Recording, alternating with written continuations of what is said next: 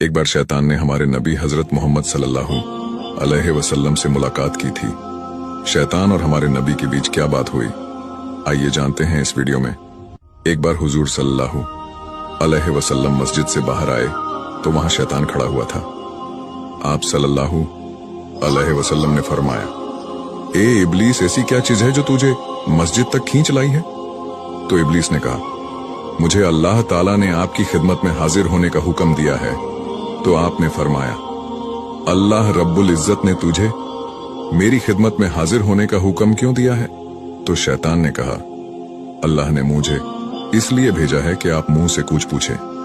तो आपने उससे कुछ सवाल पूछे और सबसे पहले आपने शैतान से पूछा, ए इब्लीस, तू मेरी उम्मत को नमाज पढ़ने से क्यों रोकता है?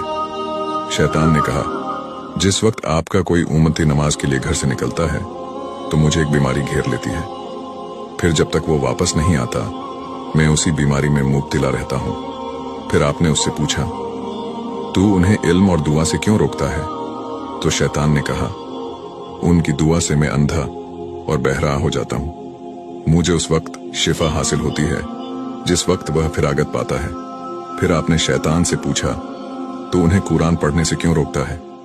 तो शैतान ने कहा, जब वह कुरान पढ़ते हैं तो मैं आग में पड़ा रहता हूं। फिर आपने उस बदबख्त से पूछा, तो उन्हें जिहाद से क्यों रोकता है? तो शैतान ने कहा, जिस वक्त वह जिहाद के लिए निकलते हैं या जिहाद का इरादा करते हैं तो उस वक्त मेरे पैरों में जंजीर डाल दी जाती है जब तक वो वापस ना लौटे।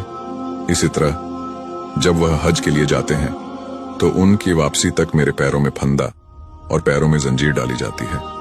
और जब वो सदके का इरादा करता है तो मेरे सर पर कुल्हाड़ी चलती है जो मुझे ऐसे काटती है जैसे लकड़ियों को काटा जाता है। दोस्तों, शैतान हमारा खुला दुश्मन है। ये बात कुरान में भी अल्लाह पाक ने बताई है। शैतान ये सोचता है कि जिस तरह आदम अलैहिस्सलाम की वजह से वो जन्नत से निकाला गया था, उसी तरह आदम अलैहिस्सलाम की औलादें यानी हम भी जन्नत में दाखिल ना हो सकें और जहन्नुम में चले जाएं।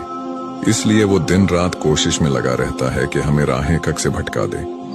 अगर हमें शैतान के फितन से बचना है तो हमें हमारे नबी के तरीके से जिंदगी गुजारनी होगी और अल्लाह के हुक्म की तामील करनी होगी। जो कुछ भी मुश्किल नहीं है तो ज्यादा से ज्यादा यह कोशिश करो कि हमारी जिंदगी नबी के तरीके और अल्लाह के अहकाम को पूरी करते हुए गुजरे और शैतान कभी अपनी चाल में कामयाब ना हो सके। अल्लाह हमें शैतान की चालों और उसके धोखे से महफूज रखे। आमीन।